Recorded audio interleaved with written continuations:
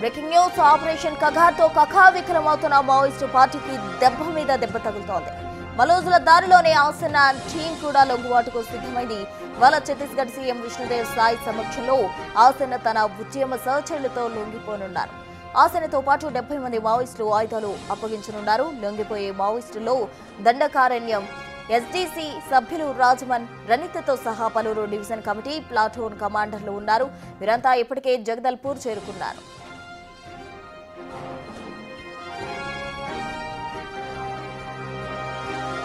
ఆసన alias రూప్రేష్ military strategy expert గా ఉన్నాడు. అనేక గెరిల్లా దాడుల వెనుక ఆసన హస్తం ఉంది. 45 ఏళ్ల నుంచి ఉద్యమంలో పనిచేస్తున్న ఆసన స్వస్థలం వరంగల్ జిల్లా. రూపేష్ పేరుతో పశ్చిమ సబ్ జోనల్ కమాండ్ ఇన్ఛార్జ్ గా ఉన్నాడు. నార్త్ బస్తర్ ఇన్ఛార్జ్ ఎస్జెడ్సీ సభ్యుడు రాజభన్, మాడ్ డివిజన్ ఇన్ఛార్జ్ రణిత కూడా లొంగిపోయే ఛాన్స్ ఉంది. 2 డివిజన్లకు చెందిన కమిటీ సభ్యులు, ప్లాటూన్ కమాండర్లు, ఏరియా కమిటీ సభ్యులంతా కలిపి దాదాపు 70 మంది వరకు సరెండర్ అవుతారని తెలుస్తోంది.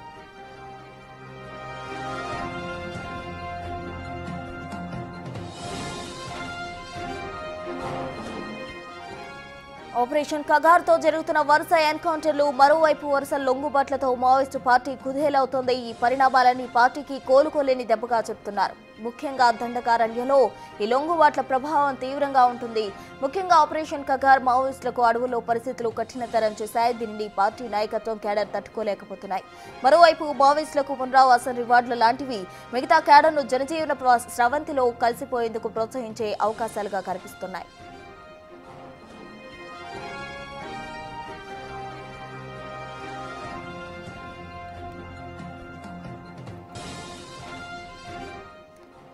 ఆపరేషన్ కగార్తో ఇప్పటికే మావోయిస్టు పార్టీ వికలమవుతున్న వేళ మొన్న మల్లోజుల లొంగిపోయారు. ఈ రోజు ఆసన కూడా లొంగిపోయేందుకు సిద్ధమయ్యారు. దీనికి సంబంధించి తాజా వివరాలు అందించేందుకు మా అసోసియేట్ ఇన్పుటేటర్ నగేష్ సిద్ధంగా ఉన్నారు.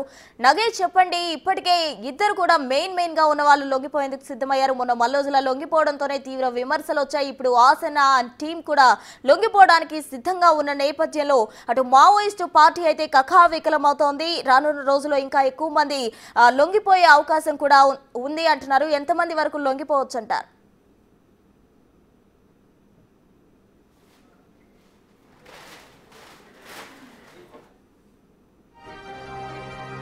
ఇక మల్లోజుల దారిలోనే ఆసన్న టీం కూడా నడవబోతుంది. ఆపరేషన్ కగార్తో అటు మావోయిస్టులకు సంబంధించిన పలువురు నేతలు లొంగిపోయేందుకు సిద్ధమవుతున్నారు. అటు రివార్డులు కావచ్చు, వాళ్ళకి ఇచ్చిన ప్రోత్సాహాలకు సంబంధించి కూడా అటు ఎవరైతే దండకారణ్యంలో ఉంటున్నారో మావోయిస్టులకు ప్రోత్సహించే విధంగా ఉన్న నేపథ్యంలో ఇప్పటికే పలువురు మావోయిస్టులు లొంగిపోతూ ఉన్నారు. ఉన్న మల్లోజుల లొంగిపోవడంతోనే పార్టీ తీవ్రంగా ఇబ్బందులు పడిన నేపథ్యంలో ఇటు ఆసన కూడా అదే దారిలోనే నడుస్తూ ఉన్నారు. తాజా అప్డేట్స్ అందించేందుకు మా అసోసియేట్ ఇన్పుటేటర్ నగేష్ సిద్ధంగా ఉన్నారు.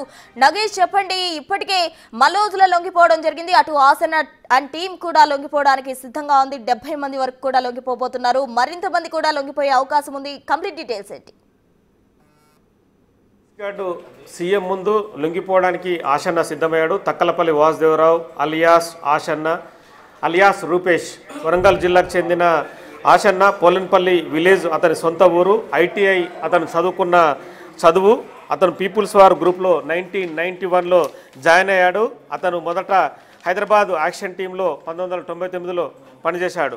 తదుపరి అతను సిపిఐ మావోయిస్ట్ సెంట్రల్ కమిటీ మెంబర్గా 2010 వరకు చేశాడు. ప్రస్తుతం north west sub zonal committee Dandakaranya ఇన్ఛార్జ్గా ప్రస్తుతం పనిచేస్తున్నాడు. ఇతను మేజర్ ఇష్యూస్లో, అంటే మేజర్ సెన్సేషనల్ ఇష్యూలో ఇతని పాత్ర ఉంది.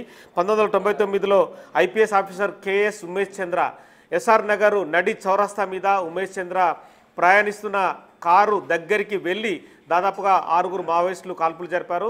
అప్పుడు స్వయంగా ఆసన్ననే ఆ ప్రాంతంలో ఉండి కాల్పులు జరిపాడని చెప్పి పోలీసులు నిర్ధారించారు. కాల్పులు జరిపిన తర్వాత తను ఆ ప్లేస్ నుంచి పారిపోయాడు. తదుపరి 2000 సంవత్సరంలో తను land mine attack AP CM చంద్రబాబుగా ఉమ్మడి రాష్ట్రంలో అలిపిరి అటాక్లో కూడా ఇతని ప్రధాన పాత్ర ఉంది. అటాక్ జరిగే సమయంలో ల్యాండ్ మైన్ పేలుడుకు తను కారణమయ్యాడని చెప్పి కూడా అప్పుడు ఇతన్ని కూడా ఎఫ్ఐఆర్లో చేర్చారు. అక్కడి నుంచి కూడా తను పరారైన పరిస్థితి. 2003లో కూడా మళ్ళీ తను తిరుపతిలో వేరే ఇష్యూ, అంటే మాధవరెడ్డి అప్పుడు జరిగింది. తదుపరి తిరుపతి ఇష్యూలో కూడా ల్యాండ్ మైన్ పేలుడులో కూడా ఇతని పాత్ర ఉంది.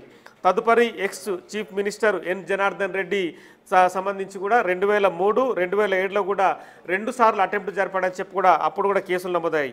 2019లో గడ్చిరోల్లో బ్లాస్ట్లో 15 మంది పోలీసులు చనిపోవడానికి కూడా కారణమైనట్టుగా తనపైన ఆరోపణలు ఉన్నాయి. కానీ మేజర్ ఇష్యూలో మాజీ కేంద్ర కమిటీ మెంబర్గా ప్రస్తుతం నార్త్ జోన్ సబ్ డివిజనల్ ఇన్ఛార్జ్గా ఉన్న ఆశన్న లొంగుబాటు అనేది కూడా పార్టీకి తీవ్రమైన నష్టమే జరుగుతుందని చెప్పొచ్చు. నిన్న మల్లోజుల వేణుగోపాల్ కేంద్ర కమిటీ మెంబర్గా తనతో పాటు 60 మంది లొంగుబాటుకు కారణమయ్యాడు.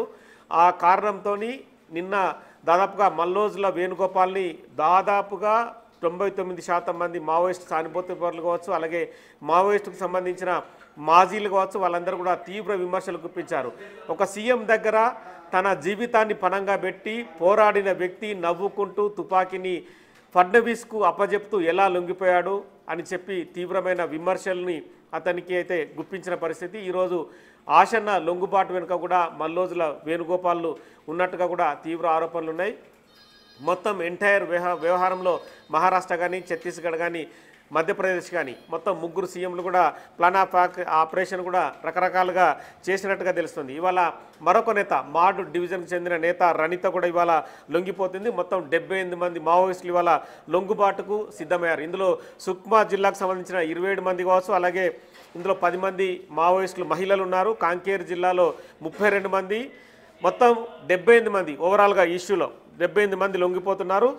కీలకమైన దండకారణ్య స్పెషల్ జోనల్ కమిటీ నుంచి రాజ్మోహన్, రాజ్సలం అలియాస్ శివప్రసాద్ కూడా ఇందులో ఉన్నారు. 50 మంది మావోయిస్టుల బృందాన్ని కూడా నేను సాయంత్రం మనకు ఒక విజువల్స్ని కూడా ప్లే చేశాం.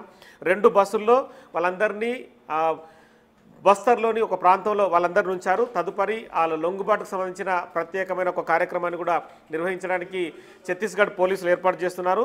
రూపేష్ అలియాస్ తక్కలపల్లి వాసుదేవరావు బస్తర్ టాకీస్ అని ఆ లోకల్ ఛానల్ కూడా ఒక ఇంటర్వ్యూకి ఇచ్చారు. శాంతి చర్చల ద్వారా సమస్యలకు పరిష్కారం కనుగొందాం, తుపాకీ కంటే చర్చల ద్వారానే సమస్యలకు సానుకూల పరిష్కారం జరుగుతుందని చెప్పి అభిప్రాయాన్ని అతని ముఖం కనిపించకుండా బ్యాక్ ఎండ్ నుంచి కూడా ఒక ఇంటర్వ్యూ ఇచ్చిన పరిస్థితి. తక్కలపల్లి వాసుదేవరావు తను హన్మకొండ జిల్లాలో పాలిటెక్నిక్ చదువుతూ తదుపరి పార్టీలోకి వెళ్ళాడు. రకరకాలుగా అంచెలంచెలుగా ఎదిగి సెంట్రల్ కమిటీ మెంబర్గా 2010 వరకు పనిచేశాడు. ప్రస్తుతం అయితే నార్త్ జోన్ సబ్ డివిజనల్ కమాండర్గా తను విధులు నిర్వహిస్తున్నాడు.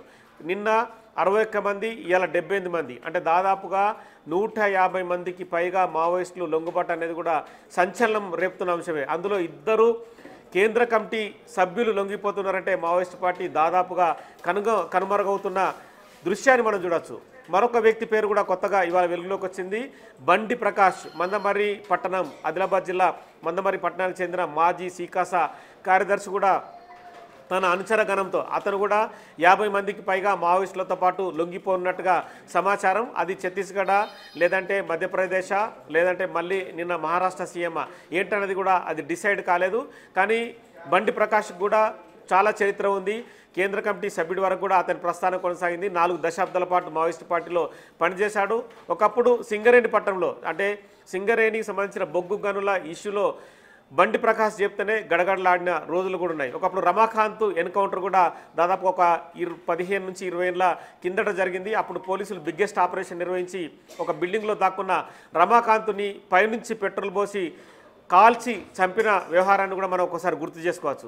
మొత్తం ఓవరాల్ వ్యవహారంలో మావోయిస్ట్ పార్టీ సీకాసాగా, సిపిఐఎంఎల్గా రకరకాలుగా అంచెలంచెలుగా ఎదిగిన ఈరోజు మావోయిస్టు పార్టీ మాత్రం ప్రభుత్వాలపైన పోరాడే పరిస్థితి లేదని చెప్పి కూడా చాలామంది మాజీ మావోలు చెప్తున్నారు. ఇప్పటికే మావోయిస్టు పార్టీలో ఉన్న కీలక నేతలందరూ తమ వయసు రీత్యా, వయసు పైబడిన దృష్ట్యా కూడా ఖచ్చితంగా లొంగుబాటుకే ముందుకెళ్లాల్సిన పరిస్థితి ఉందని చెప్తున్నారు.